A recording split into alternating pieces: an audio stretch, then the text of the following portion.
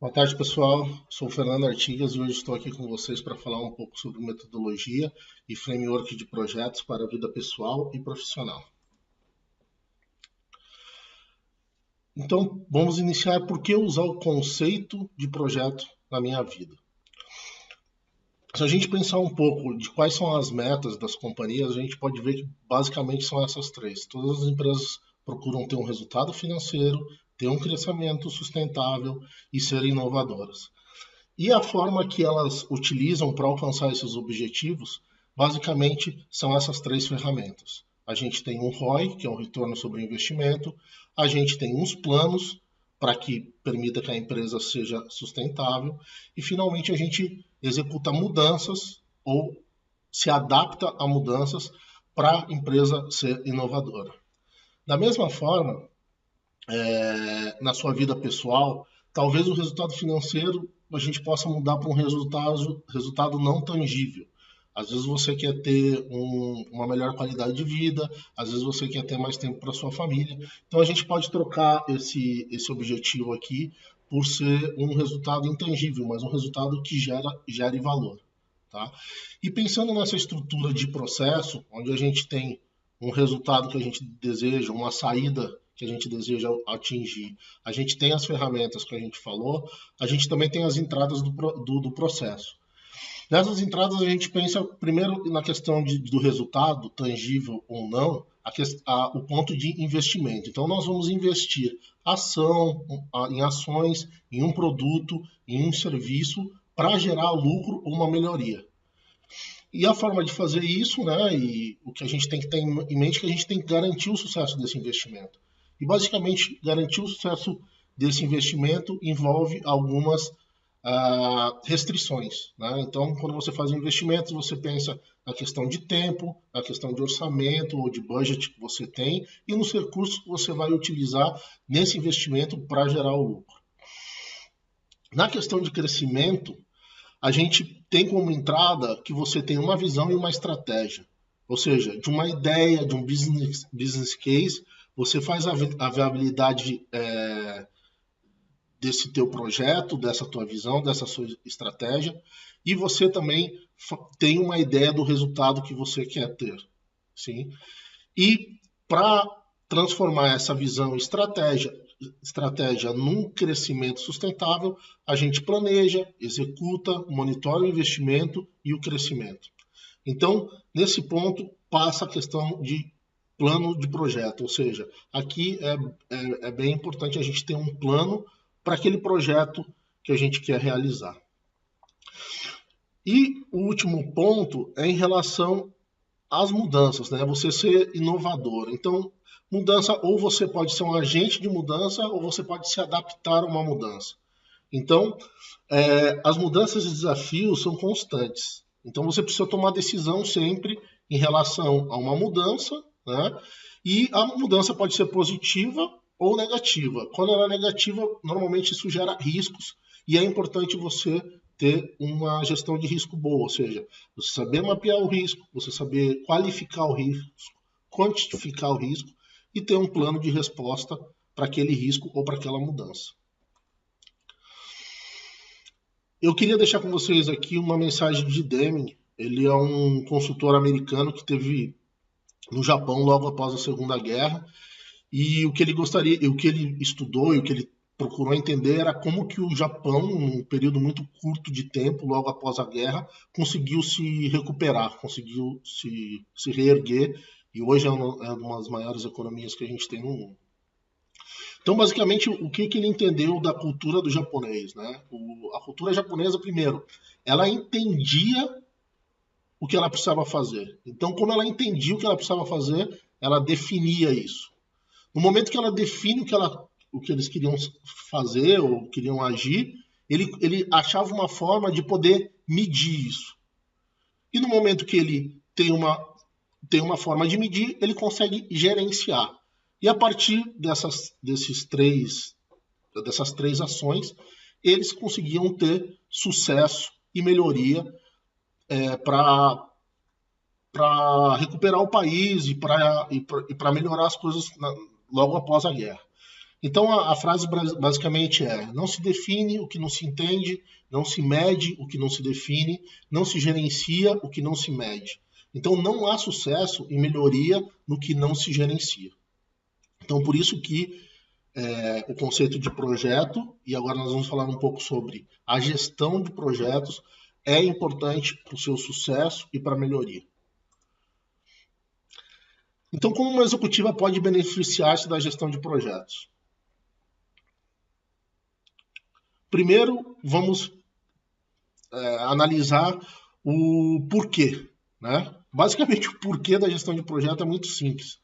Os projetos, os empreendimentos que não utilizam uma gestão de projeto têm realmente um baixo índice de êxito. Você pode ver aqui está na faixa de 29%, que é muito baixo se você comparar todos os projetos, todos os empreendimentos que a gente tem.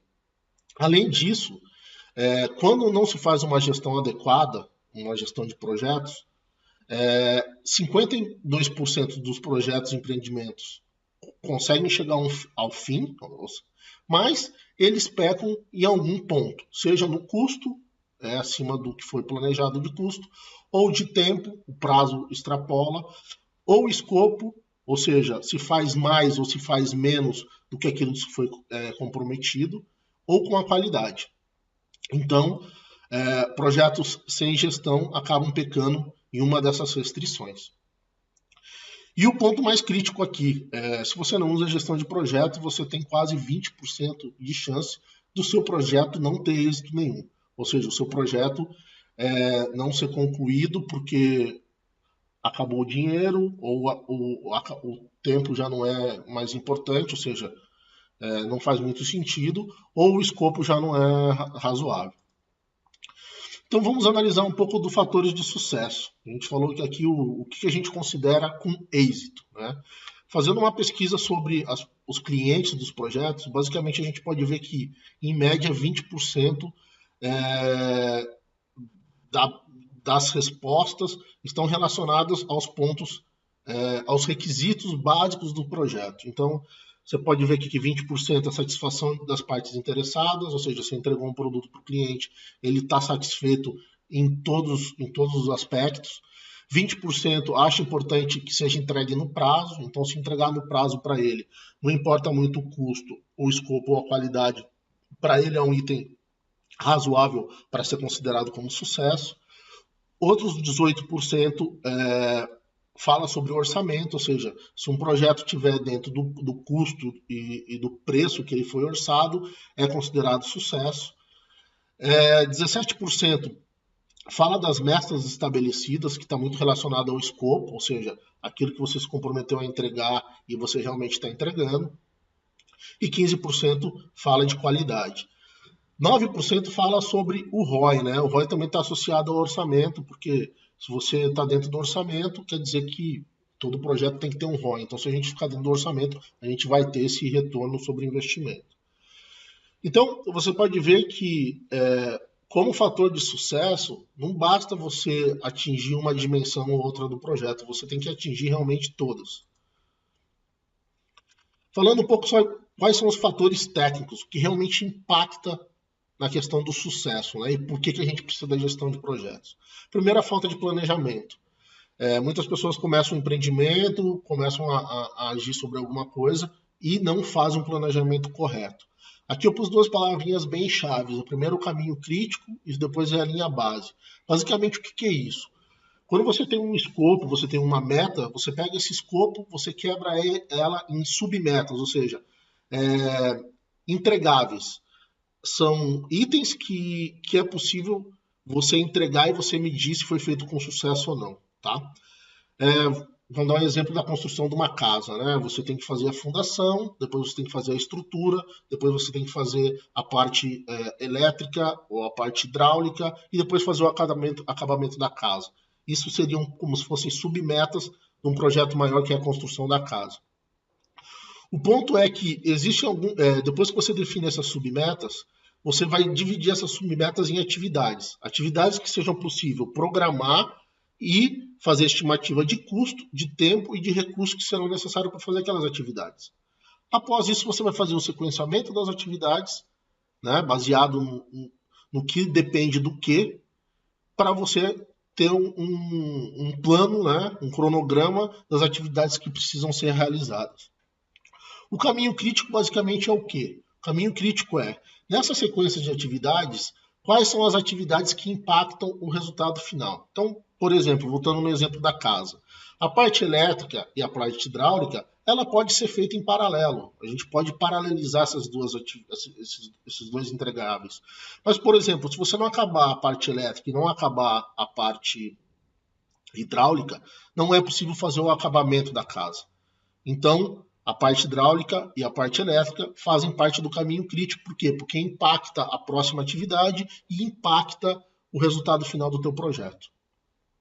Outra coisa importante que a gente faz no planejamento, já que a gente tem as atividades e sabe quanto tempo e quanto custo vai demandar para realizar essas atividades, a gente cria uma linha base. Então a linha base é importante por quê? Porque no período do tempo é possível você avaliar, olha, daqui 2 semanas eu deveria ter feito essa e essa atividade. No período de 2 semanas eu deveria ter gasto tantos reais no meu projeto. Então você tem uma linha base, você pode comparar se o teu projeto está indo bem, se o teu projeto está atrasando ou se o teu projeto está adiantado. Então por isso que é importante fazer o planejamento. Outro fator técnico muito importante, prazos arrojados. O que é isso? Muitas vezes o gerente de projeto, ele não conhece tecnicamente aquela atividade que está dentro de um subprojeto ou dentro do entregável que ele precisa fazer. Então, o que ele faz? Normalmente ele consulta um especialista e a partir do especialista que vai dar uma diretriz para ele. O problema é quando ele não faz essa consulta ao especialista e mesmo não tendo conhecimento, ele faz uma estimativa. E essa estimativa pode ser financeira, ou aqui no caso a gente está falando de tempo, né, de prazo, ela pode ser que não seja realista. Então, em muitos projetos, em muitos empreendimentos, o que acontece? A falta de conhecimento daquilo que se está se tratando, se faz uma estimativa que não é realista. Outro fator técnico, mudança de escopo. Isso com certeza ocorre em todos os projetos. Durante o projeto você vai ter a mudança de escopo. Às vezes você vai precisar entregar mais, às vezes você vai ter que entregar um pouco menos, às vezes você vai ter que entregar outra coisa. Então, o que você tem que ter em mente é o seguinte, toda mudança de escopo vai impactar no prazo e no custo. E isso é importante. Por isso que você tem que fazer a gestão de risco. Então, o próximo ponto aqui é a gestão de risco. E através da gestão de risco, você vai criar planos de contingência para esse impacto. Então, quando tiver uma mudança no escopo, você vai estar monitorando isso através da gestão de risco e você vai ter uma resposta para esse risco através do plano de contingência. Outro ponto importante, comunicação efetiva. É muito importante o gerente de projeto escutar todas as partes interessadas do projeto. Quando eu falo todas as partes, não é somente o cliente. É as pessoas que estão executando o projeto, é as pessoas que dependem do projeto, são os investidores, os sponsors do projeto. Então, a gente precisa ter uma comunicação efetiva. Então, você precisa escutar e entender o que as pessoas estão esperando e quais são as expectativas delas. Além disso, é importante você setar uma frequência de comunicação. Se você se comprometeu com o cliente que você vai mandar um relatório 2 vezes por semana, envie o relatório 2 vezes por semana. Se você se comprometeu com a alta gerência que 1 vez por semana, 1 vez por mês, você vai passar o status detalhado do projeto, faça isso. A frequência da comunicação é muito importante. Liderança. A gente volta ao ponto. Gestão de projeto é feito por quem? Por pessoas. Então, na verdade, você gere pessoas para alcançar os objetivos. Antigamente, tinha esse conceito de chefe. O chefe simplesmente pedia, solicitava alguma coisa e a equipe tinha que fazer.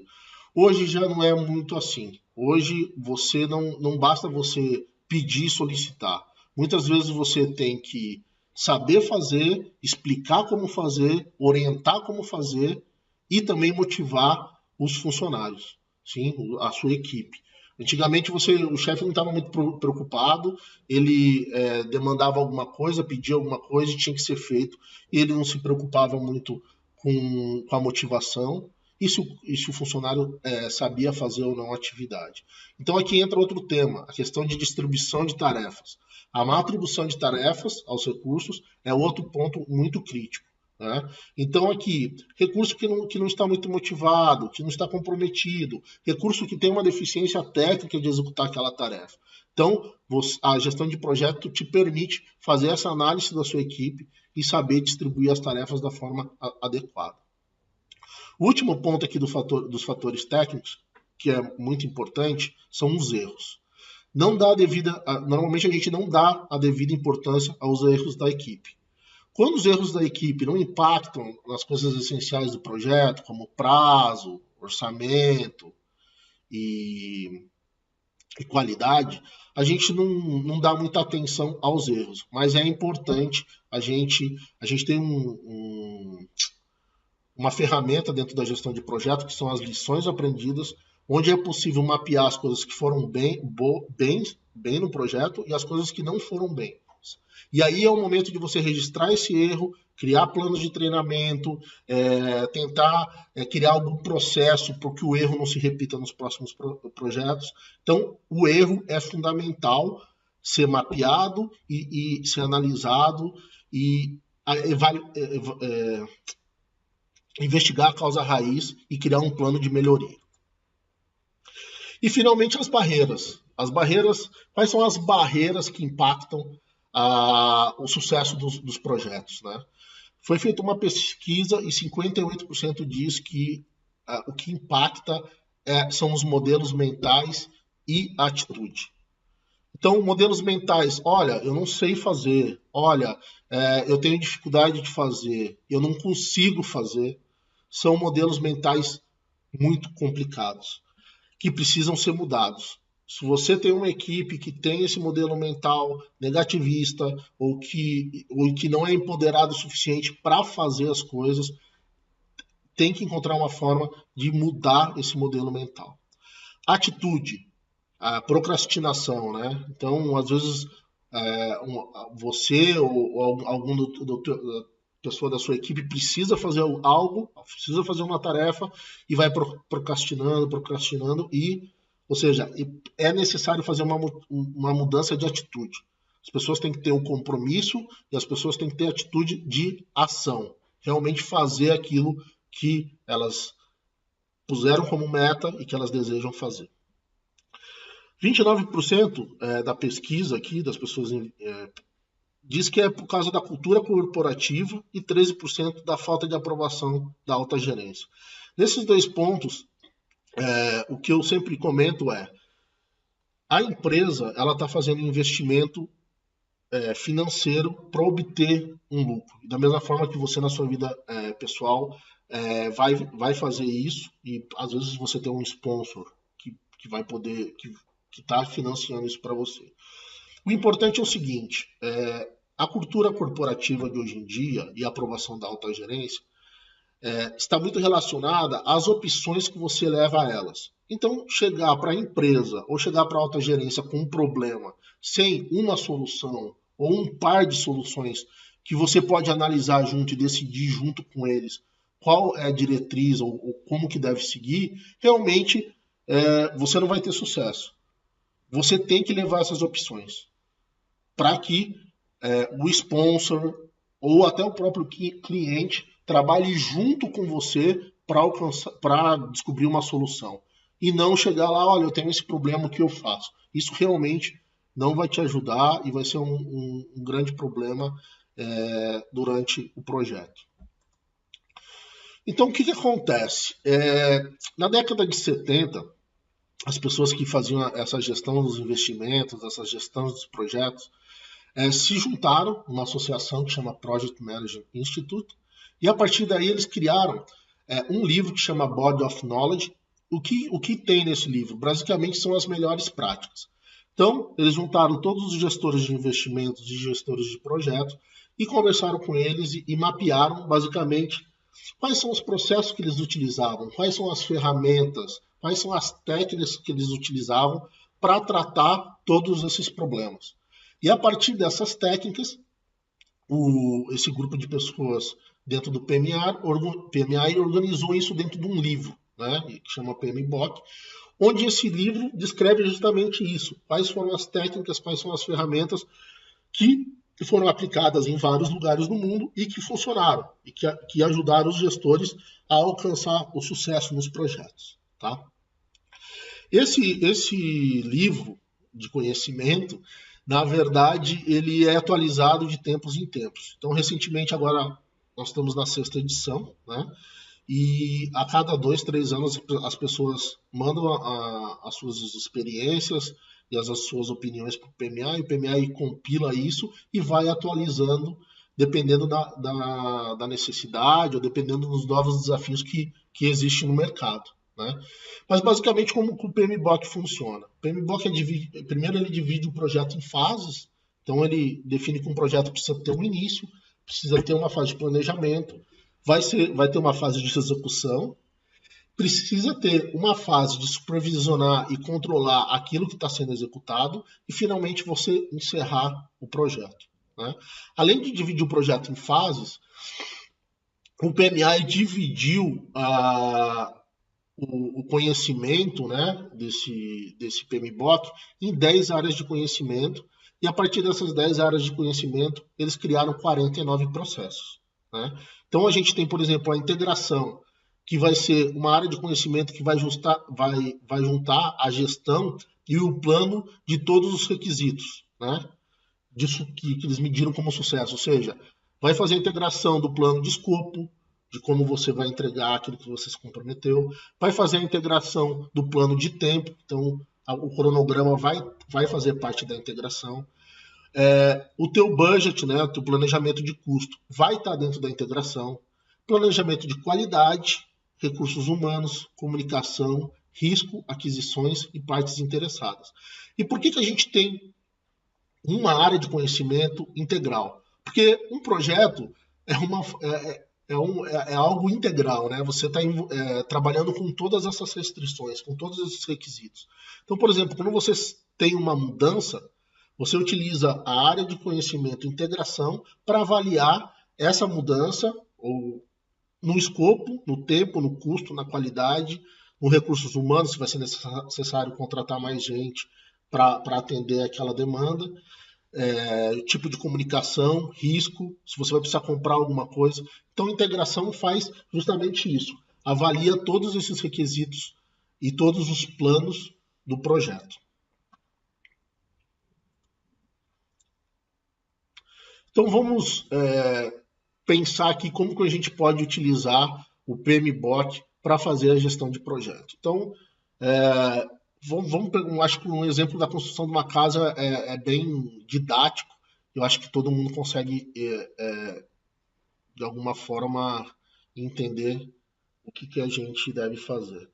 Então, quando a gente inicia o projeto, a gente está com 0% de chance de ter sucesso, né? Então, esse é o ponto inicial. Aqui que entra, principalmente, a atitude, né? A gente tem que começar.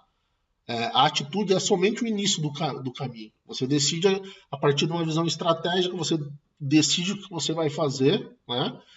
Mas você tem que ter essa atitude de iniciar. Então, a atitude é muito importante nessa fase de iniciar o projeto. Ter uma ideia, um business case, é muito lindo. Mas, como a gente falou, a gente tem que atingir aqueles 3 objetivos, né? Tem que ter um retorno financeiro, tem que ter um crescimento, tem que ser sustentável e tem que ser inovador ou adaptável à mudança. Então, antes de você realmente iniciar o projeto, você tem que fazer a viabilidade da sua ideia, para ver se aquele escopo é possível fazer ou não, ou seja, aquela meta é possível fazer ou não. Ótimo, é possível fazer? Então, o que nós vamos fazer? E no momento que você define o que você vai fazer, você tem que mapear todas as suposições e restrições. Então, eu quero construir uma casa. Quanto que eu tenho? Qual que é o orçamento que eu tenho para construir essa casa? Qual que é o tempo? Quanto tempo que eu vou levar para construir essa casa? E qual que é o custo, né? Porque uma coisa é você ter um orçamento de mais ou menos quanto que você vai gastar. Mas você também tem o orçamento que você tem disponível para gastar, né? E o custo é realmente quanto que vai custar essa casa, né?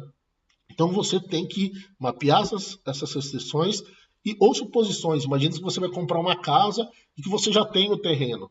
Ou algum familiar vai te doar um terreno.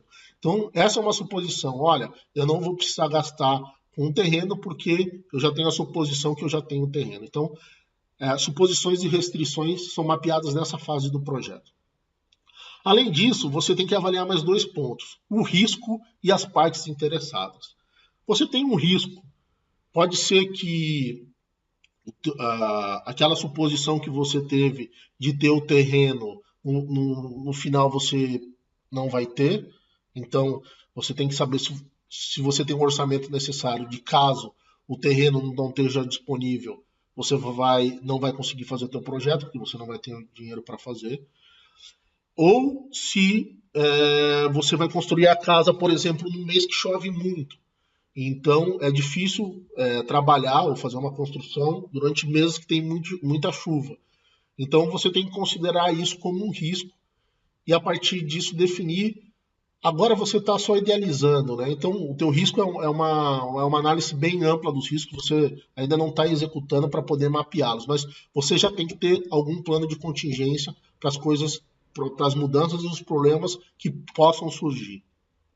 E, finalmente, a análise das partes interessadas, né? Partes interessadas aqui são todas as pessoas envolvidas no projeto. Quem vai financiar, quem que vai executar, quem vai controlar. Você como cliente, você não é seu único cliente, você tem uma família, seja sua esposa, seu esposo, seja seus filhos, seja seus familiares.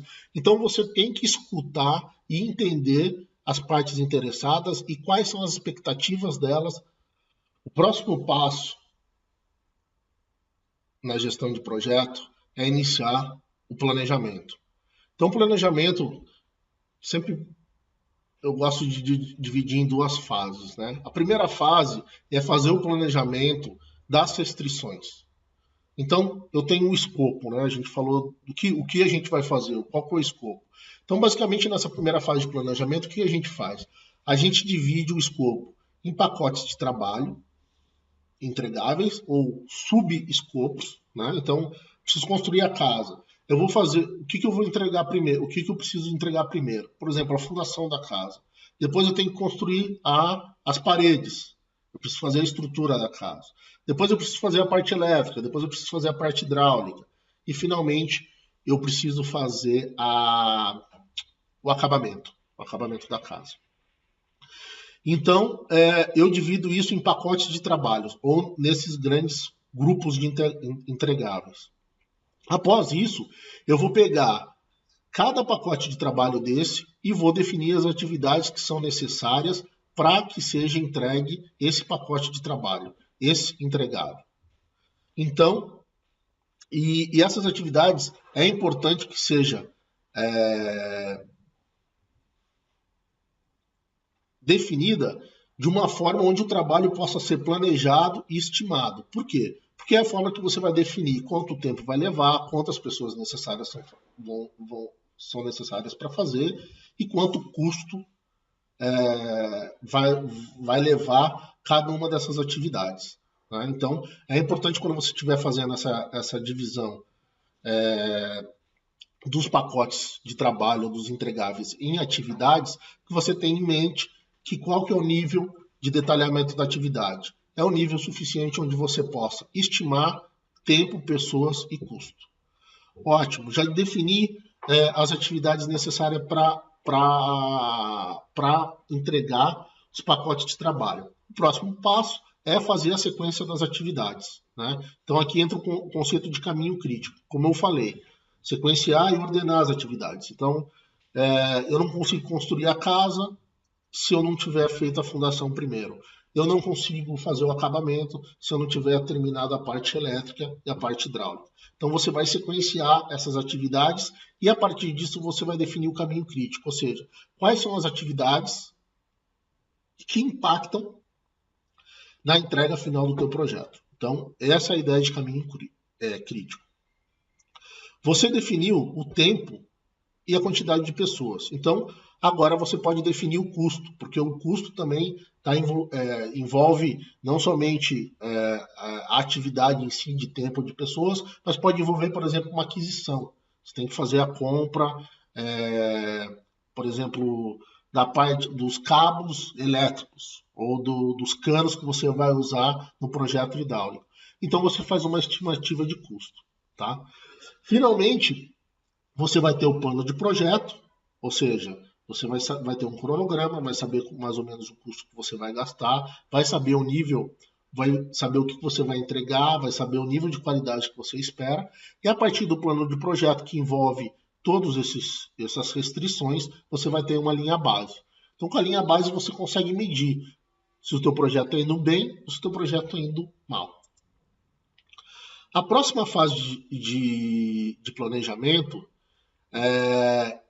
eu sempre falo que é o planejamento dos pontos críticos do projeto, né? Voltamos na questão de projetos e a gestão de pessoas. Então, você tem que fazer um planejamento de como você vai tratar as pessoas do teu projeto, a tua equipe, se você tem a necessidade de treiná-los, se você vai contratá-los, como você vai motivá-los. Então, aqui você começa a fazer o planejamento dos pontos críticos. Aqui você planeja também a comunicação. Como você vai atualizar os teus clientes, como você vai fazer a atualização interna, com que frequência que você vai fazer. Então, você faz o planejamento da comunicação nessa fase. Além disso, você vai fazer um planejamento de mudanças. Ou seja, quando for encontrado um problema ou quando você quiser mudar alguma coisa no teu projeto, como que isso vai ocorrer? Você vai ser a única pessoa que vai decidir a mudança do escopo, você vai ter um grupo de pessoas que vai te ajudar a avaliar essa mudança. Também você, nesse planejamento de mudança, você tem que pôr um item de como você vai avaliar o impacto dessa mudança nos requisitos básicos, né? Tempo, custo, qualidade. E a partir desse impacto, você também vai definir um plano de risco. Então, toda vez que você tiver um problema ou uma mudança, você vai cair dentro de um planejamento de risco, você vai fazer uma análise quantitativa, uma análise qualitativa, e finalmente você vai gerar um plano de contingência, ou seja, os riscos que a gente já mapeou aqui na fase inicial, nessa fase de planejamento que nós vamos criar os planos de contingência, ok? Tem a questão de aquisições, a gente comentou, às vezes você vai precisar contratar um serviço de fora, às vezes você vai precisar comprar algum item fora da sua empresa. Então aqui tem um plano de aquisições de como você vai homologar seus fornecedores, como que você vai pagar seus fornecedores, que prazo que você vai pagar, que forma que você vai contratar, se você vai contratar por tempo, se você vai contratar por objetivo, né? Então, aqui você faz o planejamento das aquisições. E, finalmente, o planejamento das partes interessadas. Eu comentei da sexta edição do PMBOK e até a quinta edição não existia uma área de conhecimento para partes interessadas, né? Na sexta edição, devido a esse conceito de que realmente as pessoas impactam no sucesso do projeto, partes interessadas se tornou uma área de conhecimento e sendo uma área de conhecimento é necessário fazer o planejamento dessa área, ou seja, identificar o que elas são, quais são as expectativas e desejos dessas partes interessadas, né? E qual que é o impacto dessas partes interessadas no sucesso do seu empreendimento. Então, aqui você vai fazer o plano das partes interessadas. E como eu falei, o plano do projeto no final, tudo vai ser adicionado à parte de integração, ou seja, a área de conhecimento e integração, ela faz a integração de todos esses planos aqui que foram desenvolvidos, né? O plano de pessoas, comunicação, mudança, risco, aquisições e partes interessadas, além dos planos dos requisitos básicos, escopo, tempo e custo. Ok, iniciamos o projeto, fizemos o planejamento dos requisitos básicos, fizemos o planejamento dos pontos críticos. Olha, agora você já tem, vamos dizer que 50% de chance do teu projeto ter sucesso, do teu empreendimento ter sucesso, né? A gente já tem um plano, a gente já sabe quais são os entregáveis, a gente já definiu como fazer, sim, a gente tem um plano para cada área, então a gente já está quase pronto para iniciar a execução. Por que eu disse quase pronto? Um ponto muito importante antes da gente começar a execução é fazer a comunicação e explicar o plano básico para todos os envolvidos do projeto. É algo que a gente chama de kick-off. Ou seja, você vai pegar todos os planos que você fez, vai sentar com as pessoas interessadas e vai falar, olha, aqui estão os requisitos do projeto, aqui está o nosso cronograma, nós vamos fazer dessa forma, e vai ter o aval, ou a aprovação deles e o conhecimento deles que o projeto vai seguir utilizando aquele plano, aquela diretriz. Essa reunião de kickoff é muito importante. Por quê? Porque você está incluindo as pessoas que vão fazer parte do seu projeto. De certa forma, elas estão dando o aval delas, o comprometimento delas para seguir o projeto dessa forma, tá? Então, fizemos a reunião de kickoff, vamos começar realmente a agir, vamos começar realmente a executar o projeto. Então, durante a execução do projeto, você vai fazer a avaliação dos recursos, né? Você vai ver se os recursos estão trabalhando da forma adequada, se estão, através da linha base, você vai conseguir ver o progresso, né, na execução, baseado naquilo que você planejou. Você vai fazer a monitoração da qualidade, ou seja, se o serviço e se as entregas que estão sendo feitas estão de acordo com a qualidade que você definiu. Durante a execução também você faz o monitoramento de riscos, né? É durante a execução também que ocorrem, pode ocorrer os riscos que você antecipou, ou podem ocorrer riscos novos. Então, você tem que estar monitorando os riscos. E, finalmente, as pessoas, novamente, né?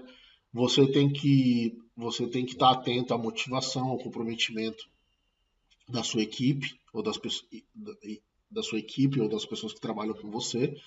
E, finalmente, a comunicação. Aqui a comunicação é muito importante, porque no momento que você inicia um projeto, é importante você estar informando o status, o progresso e os problemas. Quanto mais cedo você informar os problemas, quanto mais cedo você utilizar seus planos de contingência para contornar o problema, mais fácil e mais rápido vai ser a resolução e o impacto nos requisitos básicos, ok? E durante a execução, também entra a questão de monitoramento e controle, né? Então, basicamente, a gente vai monitorar e controlar os recursos que estão executando as atividades, né? A gente vai controlar a qualidade, a gente vai controlar as mudanças e os riscos, e aqui entra a questão do rendimento da equipe, se a equipe está gerindo as coisas da forma que foi planejado, e a comunicação, ou seja, monitoramento e controle. Aqui entra da parte de você comunicar algum desvio o mais rápido possível. E aqui realmente, na parte de execução e monitoramento de controle, é onde ocorrem as mudanças. Aqui é o ponto queixo, aqui é onde o escopo muda, onde os requisitos mudam, onde as restrições mudam, onde as suposições mudam, onde ocorrem atrasos, onde a gente tem custos inesperados, onde o risco ocorre, né? Quando a gente está falando de requisitos. Aqui também é onde que a gente tem um problema com a equipe, com o time, com a motivação e com as partes interessadas. Então aqui é o ponto crítico. Então aqui que é fundamental o trabalho do gestor de projeto, sim, em estar utilizando basicamente esses 3 pontos para superar todas as mudanças e todos os problemas que ocorrem durante a execução, né? Então, eu comento que riscos realmente são muito importantes. Você tem que estar atento a atualizando os riscos de forma constante. Não adianta você, na fase inicial, fazer um planejamento de risco e um plano de contingência, e durante a execução e monitoração, você não atualiza os riscos, você não atualiza o seu plano de contingência. Então, é importante atualizar os registros de riscos. Outra coisa, as mudanças vão ocorrer. Então, esse é o momento que você tem que estar atento às mudanças, você tem que verificar as mudanças e gerenciar as mudanças. Então, gerenciar as mudanças não basta só verificar, você tem que ver quais serão os impactos dessas mudanças nos teus requisitos básicos, né? De tempo, custo, principalmente. E comunicação e transparência. Aqui que entra a comunicação com o teu time, a transparência em informar os problemas, os riscos e as mudanças, a transparência de compartilhar com o cliente, compartilhar com o investidor, com o sponsor do projeto, os problemas e as mudanças que estão ocorrendo no projeto, informar também os impactos que essas mudanças e esses problemas estão gerando e podem gerar no resultado final do projeto. Então, comunicação e transparência, tanto com o pessoal que está executando, o seu time, como para com o cliente, como investidor. Então, eu deixo aqui que comunicação é fundamental. 90% do tempo de gênero do projeto, principalmente nessa fase de execução e monitoramento, tem que ser comunicação. Tem que ser comunicação.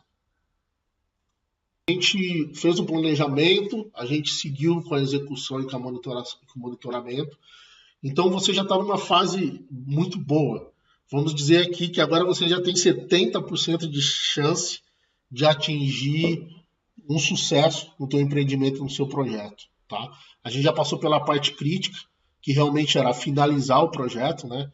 Muitos projetos durante a execução e durante a fase de controle e monitoração, a gente viu lá 20% não chegam ao fim, né? Então, a gente já conseguiu finalizar o projeto, tá? Então, você tem aí 70% de oportunidade de ter sucesso. Projetos que terminam sem sucesso, eu sempre gosto de comentar do projeto do metrô de Roma. Houve um projeto para a construção do metrô de Roma e durante a execução, bem no meio de Roma, eles encontraram um sítio arqueológico gigantesco, onde não foi possível mover esse sítio arqueológico e o custo para fazer essa remoção do sítio arqueológico de quase todo o centro de Roma seria inviável. Então o projeto acabou sendo encerrado, né, sem sucesso, né, em função desse problema, dessa conveniência que ocorreu durante a execução. Então, se você chegou até aqui, a gente já tem aí 70% de chance de ter sucesso no seu projeto. Então, o encerramento é importante dividir em duas fases. A primeira fase, eu comento que é assegurar o encerramento financeiro, legal e administrativo do projeto. Então, é importante você terminar os contratos com os seus fornecedores, é importante você terminar legalmente, se você precisa de uma aceitação do projeto, você vai pegar um aceite legal, que o projeto foi entregue, que está funcionando, e você vai encerrar o projeto da forma administrativa, né? Ou seja, vamos dizer que você desenvolva um serviço e você vai estar transferindo esse serviço para a área que realmente vai utilizar esse serviço. Então é importante você fazer essa transferência de serviço para a área ou para as pessoas que vão estar utilizando esse serviço ou esse teu produto. E uma parte importante do encerramento do projeto, que às vezes as pessoas esquecem, que são as lições aprendidas e medir a satisfação do cliente. As lições aprendidas aqui estão relacionadas aos erros, não só aos erros, mas também às coisas que foram feitas com sucesso no projeto. Isso é muito importante para ser a entrada de novos projetos. Então, quando alguém for repetir um projeto que utiliza mais ou menos o escopo, que tem mais ou menos as restrições que você teve no seu projeto, ela já pode utilizar aquilo que você aprendeu, ou aquilo que você errou, ou os riscos e os problemas que você teve. Então, é muito importante fazer o registro das lições aprendidas. E medir a satisfação do cliente, né? Muitas vezes você encerra o teu projeto, né? Você acha que porque você encerrou, que o seu cliente realmente está satisfeito, ele tem 100% de satisfação naquilo que você entregou. E a gente viu que não é o caso, né? Só é normalmente 20%. As necessidades e as expectativas dos clientes variam muito, né? Uns pensam de uma forma mais integral, outros acreditam que entregar no tempo é importante, outros acreditam que entregar com qualidade é importante, outros acreditam que entregar no tempo, no custo e com qualidade é importante. Mas, na verdade, o que o cliente quer é que você entregue valor, né? Então, você entregou uma coisa de valor para o cliente e ele vai estar avaliando você basicamente nesses aspectos. E aqui eu pus um círculozinho porque é isso que traz um crescimento sustentável, né? É isso que permite você repetir o negócio com o teu cliente, isso que permite você repetir o projeto com a outra parte interessada, né? A gente estava falando da construção da casa. Imagina que você vai construir uma casa e foi um desastre a construção da casa. Você passou por muitos problemas. Se você quiser construir uma casa novamente, provavelmente os seus clientes ou as pessoas interessadas nisso não vão te apoiar e não vão querer financiar mais um projeto que teve muitos problemas, né? Mas se as pessoas ficaram satisfeitas, né, com a casa e que não gerou tantos problemas, no momento que você quiser construir outra casa, essas pessoas vão te dar o suporte para você começar um novo projeto.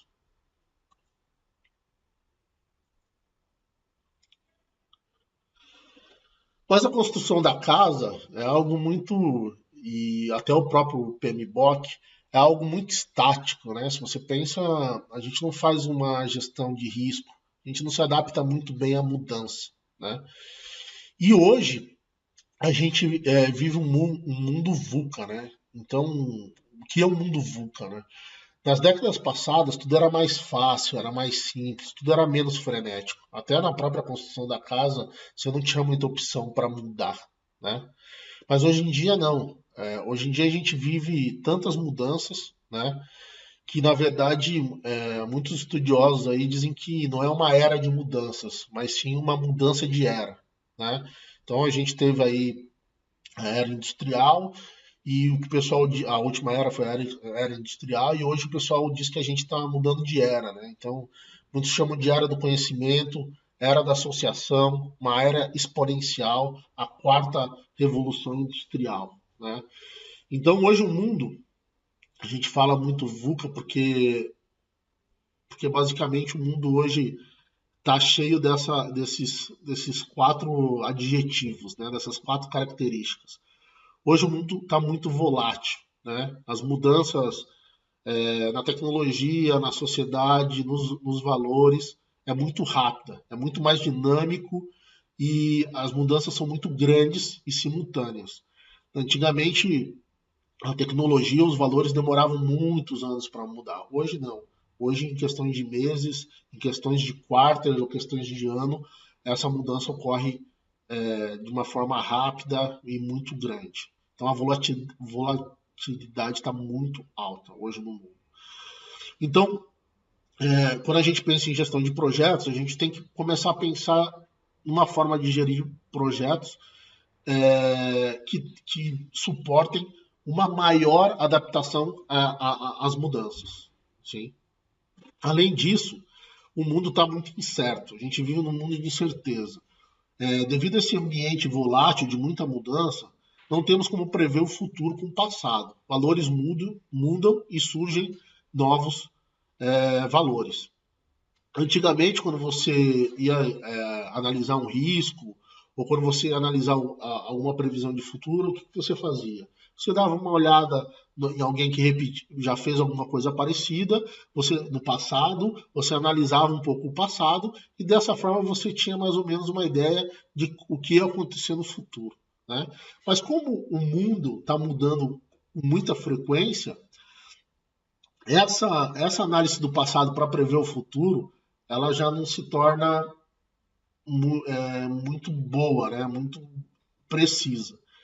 E então, essa incerteza também gera uma mudança na gestão de projetos. Então, se você faz um plano a longo prazo, ele acaba sendo irrelevante, porque devido às mudanças e devido à incerteza, fica muito difícil você ter planos a longo prazo.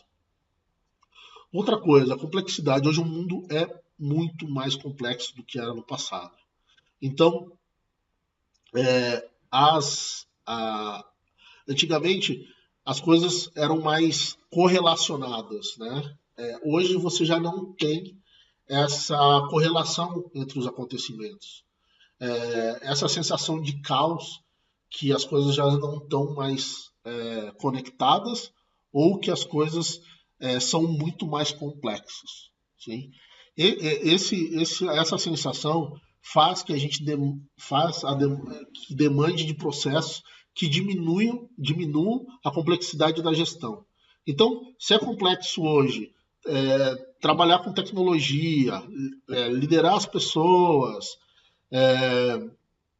até fazer aquisições durante o teu projeto, é importante você encontrar uma forma nova de fazer essa gestão de uma forma menos complexa, porque você já vai ter que lidar com complexidade do ambiente. E ambiguidade. A interpretação das situações torna-se múltiplas. Uma visão do que se pode fazer, as possibilidades num plano de contingência como resposta que possa atender todos os problemas que surgem são irrelevantes. Então também tem a questão da ambiguidade.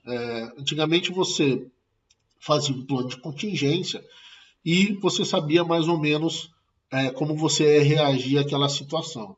Hoje você não tem muito como prever isso. Por quê?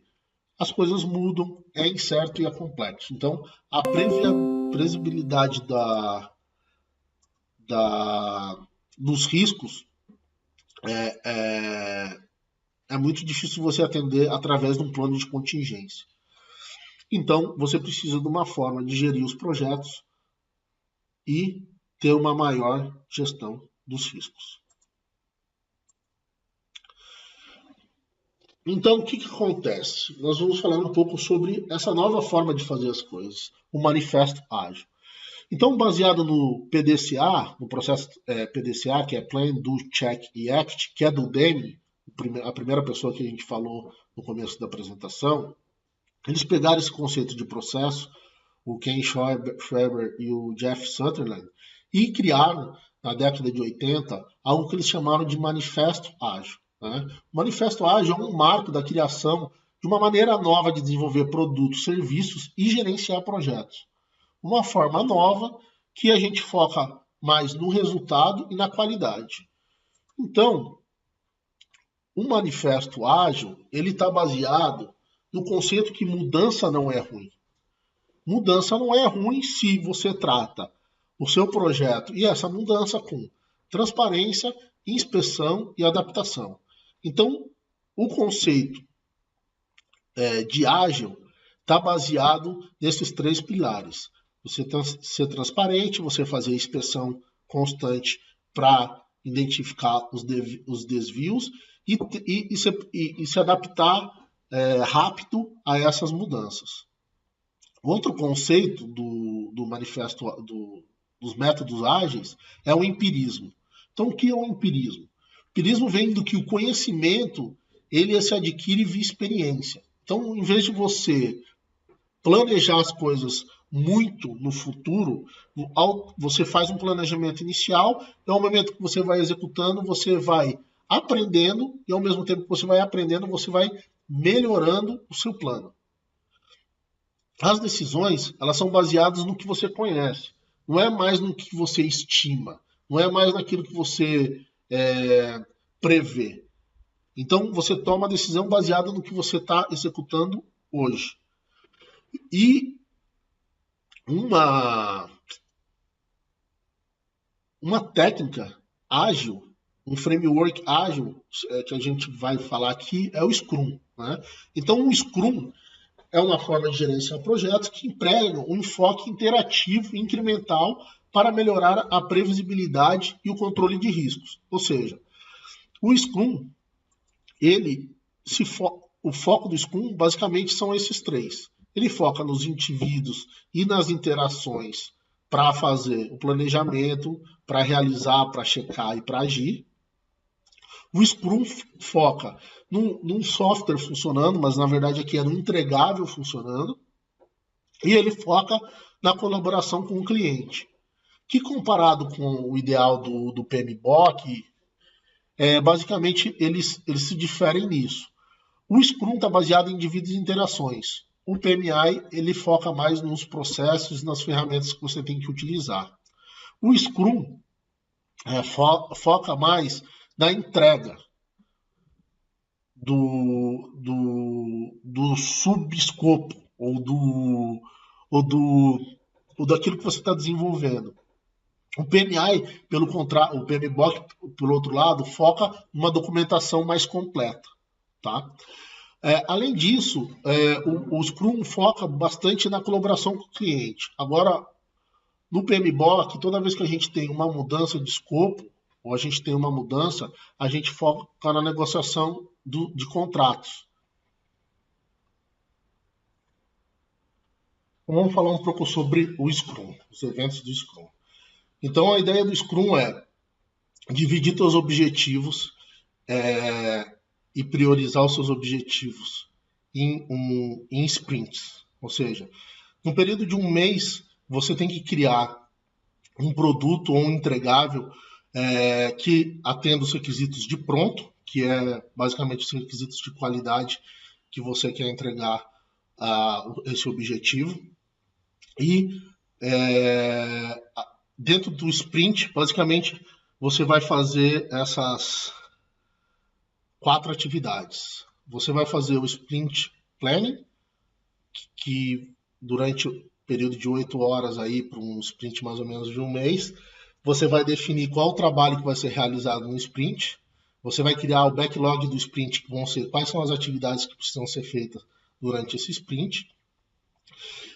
Você vai identificar qual o trabalho necessário para entregar esse incremento, ou seja, quais são as atividades para entregar esse objetivo.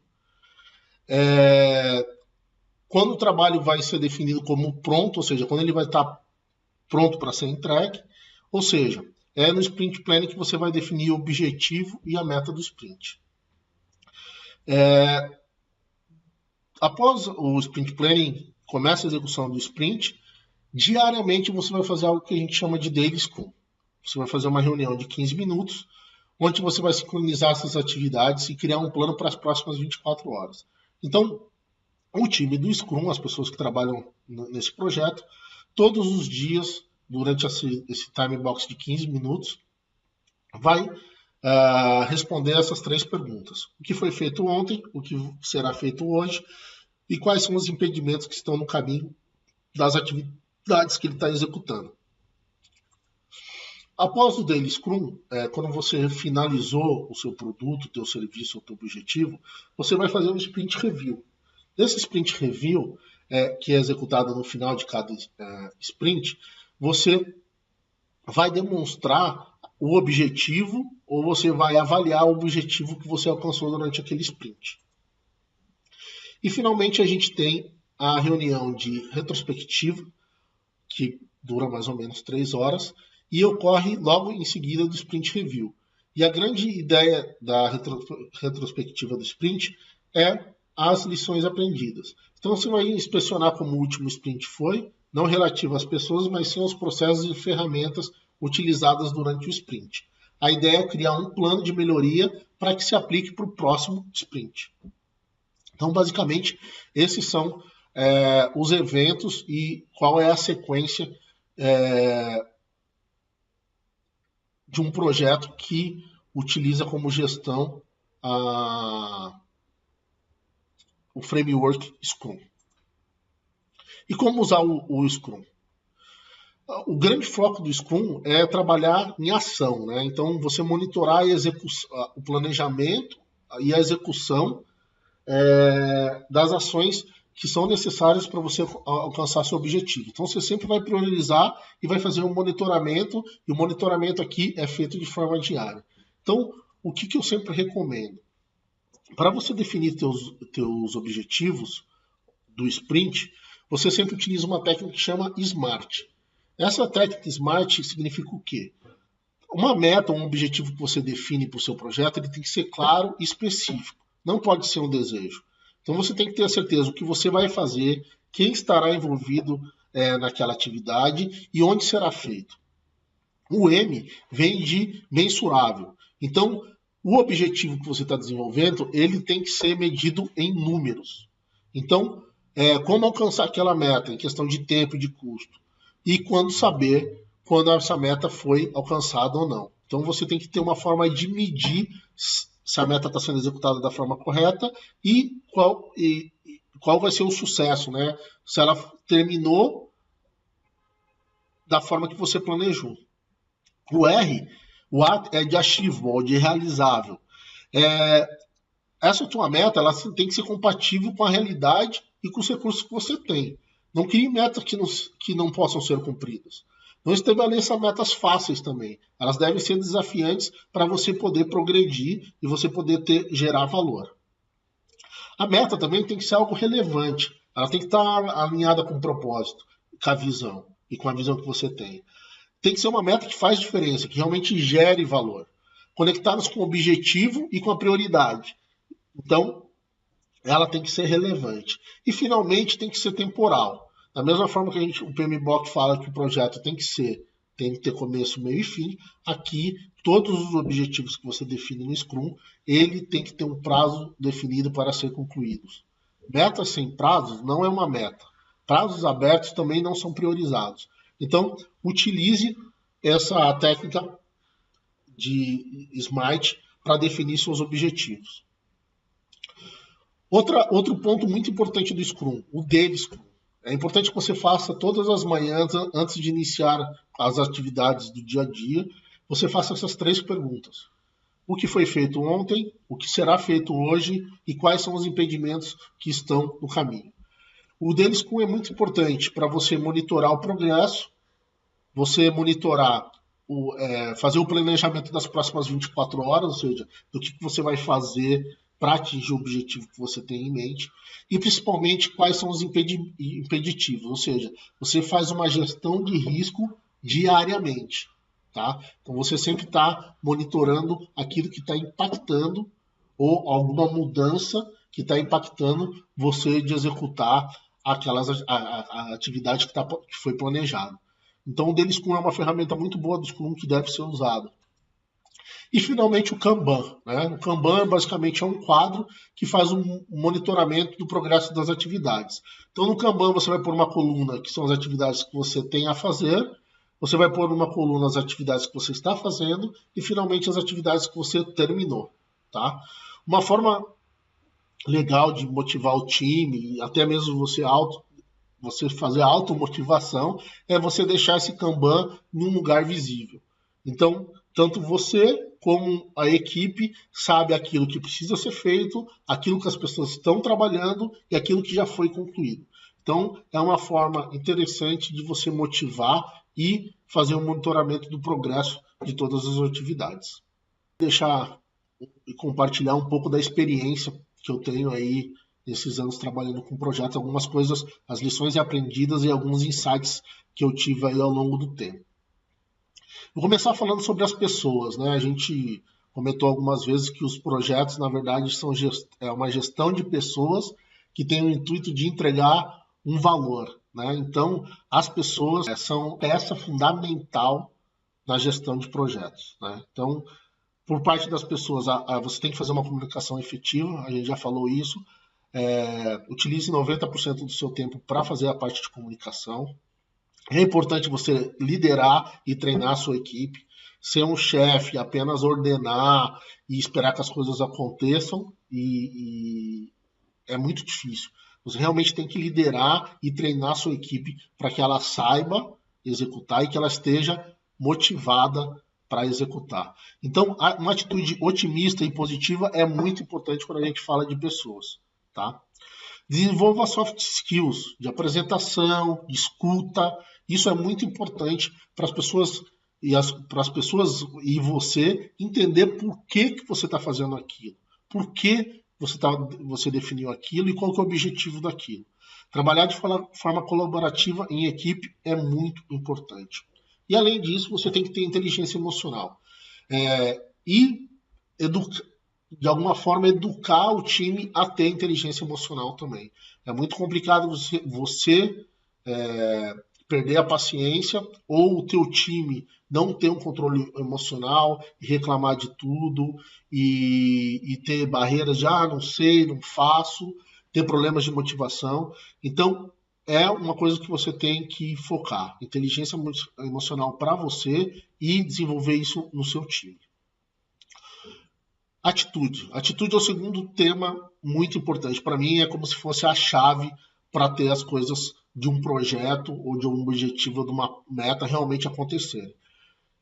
Eu deixei aqui o Daily Scrum como uma ferramenta que você pode utilizar para você fazer as 3 perguntas, né? Para acabar com a tua procrastinação, né? Então, você vai saber muito bem o que você fez ou deixou de fazer ontem, você vai saber muito bem o que você precisa fazer hoje, e se tem algum impedimento, isso vai estar bem mapeado. Mas 2 pontos que eu deixei aqui é a questão de Pareto, né? Pareto é um matemático italiano que estudou o que impacta no resultado. E ele percebeu que 20% das ações impactam em 80% dos resultados. Então, você tem que focar em ações que realmente impactam o resultado. Ações desnecessárias, ações que não te levam a resultado nenhum, é perda de tempo, de esforço e de recursos. Então, com Pareto, eu pude ter esse insight de foque em 20% de ações que realmente vão fazer a diferença para você alcançar o seu objetivo, sua meta. E as barreiras mentais, né? Pensamentos de eu não posso, eu não conheço, eu não tenho tempo. Todas essas barreiras mentais precisam ser superadas. Precisam ser superadas para você poder alcançar um objetivo, ou seja do projeto, seja da sua vida pessoal. A parte financeira, né? Quando a gente fala de projeto, ou meta, ou objetivo, a gente sempre tem que pensar no retorno do investimento. E retorno de investimento, basicamente, estão associados a esses pontos. O escopo, ou seja, quais são os entregáveis que você se comprometeu a entregar, então faça aquilo. Escopo adicional diminui o seu retorno de investimento, escopo adicional atrapalha a gestão de recursos, então você tem que saber limitar o escopo. Aquilo que foi comprometido precisa ser entregue. Mais do que isso, vai gerar problema no retorno do seu investimento. Você sempre tem que controlar o orçamento, o cronograma e recursos e custos. Isso é fundamental para você ter um retorno de investimento. Eu tive a experiência de trabalhar com algumas culturas, então eu queria deixar mais ou menos aqui alguns valores que eu aprendi de cada uma delas. Então, da cultura alemã, é bom ressaltar que o alemão ele é muito comprometido. Então, a gente tem que aprender esse valor. Então, aquilo que você se comprometeu a fazer, faça. E faça da melhor forma e com a melhor qualidade possível. A mente alemã funciona dessa forma e é por isso que até hoje muitos dos produtos e muita da tecnologia eles têm excelência em função desse pensamento. Da cultura chinesa, eu aprendi que a crise e os problemas podem ser uma oportunidade. O mesmo hieroglifo que o chinês usa para crise é o mesmo que ele usa para oportunidade. Então, toda vez que você tiver um problema, toda vez que você enfrentar uma mudança, você tem que avaliar como isso pode te trazer uma oportunidade nova, uma oportunidade de melhorar, uma oportunidade de crescer. Então, com o chinês, eu tive a experiência de aprender esse valor. Trabalhando conhecendo um pouco mais da cultura judia, eu descobri por que o povo judeu tem tanto sucesso. Porque na cultura judia, basicamente, da mesma forma que no Daily Scrum a gente tem as 3 perguntas, a cultura judia ela sempre trabalha com 3 perguntas para qualquer ação que eles fazem, né? Então, a primeira pergunta que eles fazem sempre esse problema é um problema meu ou é um problema de outra pessoa? Se você parar para pensar, você vai ver que muito do seu tempo e muito do seu esforço você gasta com o problema dos outros, não com o problema seu. Então, sempre faça essas perguntas quando você for agir. A segunda pergunta que o judeu normalmente faz é: ok, é um problema meu, então eu vou tratar.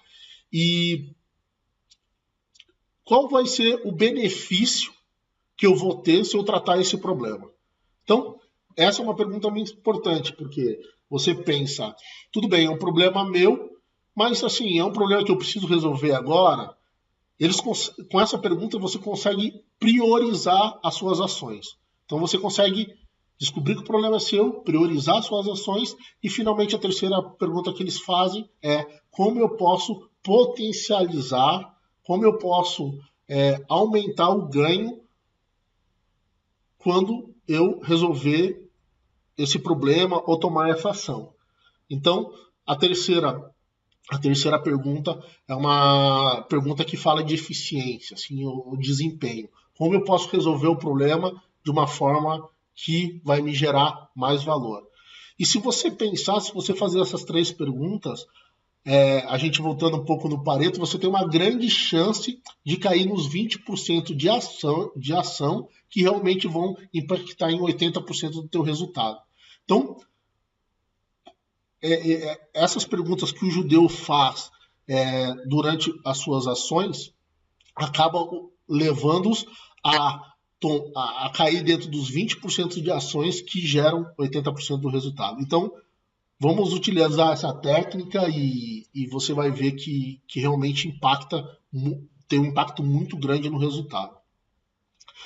E agora, trabalhando numa empresa estadunidense, o que eu posso aprender com eles basicamente 2 pontos. Primeiro, o erro. O erro para o americano é uma coisa importante, porque o americano consegue entender que o erro faz parte do processo de aprendizagem. Ou seja, não tenha medo de errar. Mas quando você errar, aprenda com isso e não repita o erro. Então o americano leva isso muito a sério. Outra coisa que o americano leva a sério é a questão do resultado. Né? A maior parte das empresas, das companhias americanas são cotadas em bolsa e, como a gente fala de bolsas, os acionistas sempre esperam um resultado, e um resultado a curto prazo.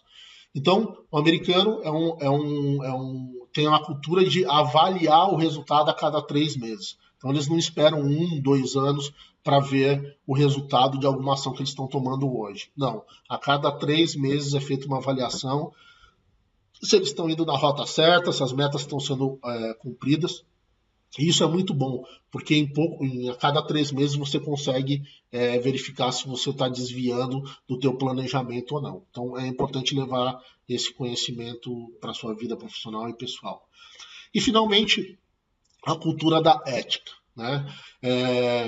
Uma coisa que eu aprendi ao longo do tempo, que ser ético não é uma questão de você ser bonzinho ou mal. Não. Ética é uma questão de você ser inteligente. Você ser inteligente. No momento que você não é ético, o custo de não ser ético é muito caro. É muito caro. Então, talvez em alguns países, em algumas culturas, onde o conceito de punição quando você faz algo errado não é lá dos melhores, as pessoas não são muito éticas.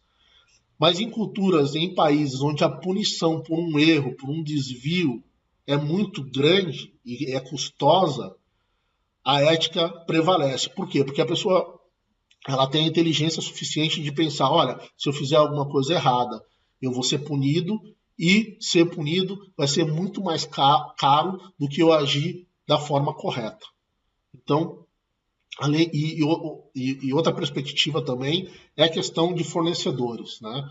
Às vezes você espreme teu fornecedor para conseguir desconto, para conseguir um melhor preço, mas você pode ter certeza que quando ele tiver a oportunidade de recuperar o desconto e a pressão que você está exercendo sobre ele, ele vai recuperar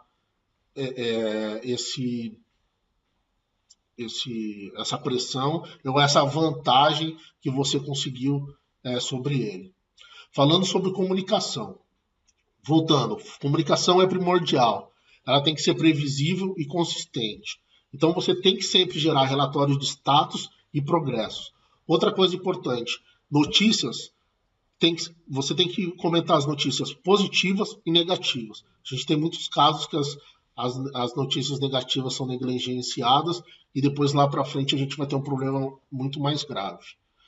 A gente já falou da gestão de riscos, identificar os riscos, fazer análise qualitativa e quantitativa e sempre ter uma resposta aos riscos. Conhecimento.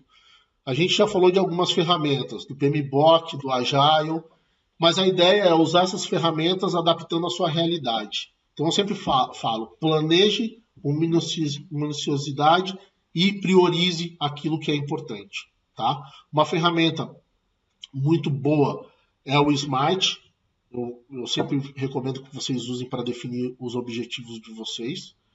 E é importante você ter uma educação continuada. Como eu comentei, o mundo está mudando. Então, para você se adaptar ao mundo, você tem que conhecer coisas novas, métodos novos. É importante você ter uma educação continuada. E, finalmente, resolução de problemas. Esse é o que toda empresa espera num profissional e é o que realmente vai fazer você ter sucesso nos seus empreendimentos. Então, define o problema, analisa a causa raiz. É importante tratar a causa e não o sintoma. Você tem que registrar esse problema para você poder lembrar dele e não repetir o erro. Então, é importante você registrar isso. A gente já comentou também sobre ir à gerência com uma solução ou com múltiplas soluções. É assim que você vai ter o apoio para você resolver os problemas. Então, chegue com uma solução.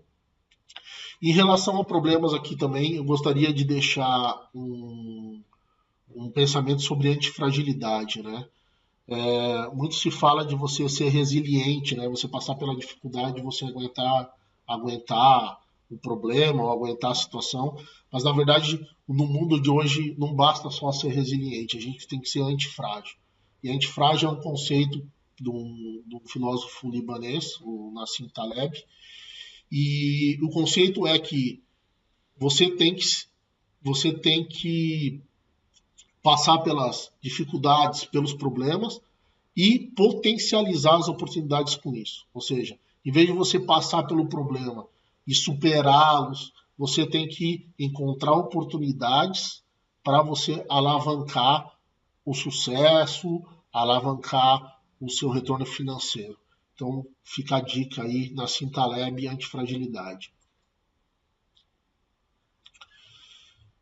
E a mensagem final é: as mulheres são multitarefas. A gente tem pesquisas que mostram que as mulheres trabalham 10 horas semanais a mais que os homens em tarefas simultâneas. As mulheres hoje passam por uma cobrança muito grande da sociedade de construir uma carreira, de casar, de ter filhos. E a única forma de atingir todas essas áreas é ser multitarefa. Então, a mensagem final que eu queria deixar para vocês é que potencialize a capacidade multitarefa de vocês usando as ferramentas de gerenciamento de projetos que a gente comentou aqui na apresentação. Obrigado pelo tempo de vocês. Queria agradecer também por fazer parte desse congresso. E deixo aqui meus contatos. Se vocês tiverem dúvidas ou perguntas, eu estou à disposição. Obrigado.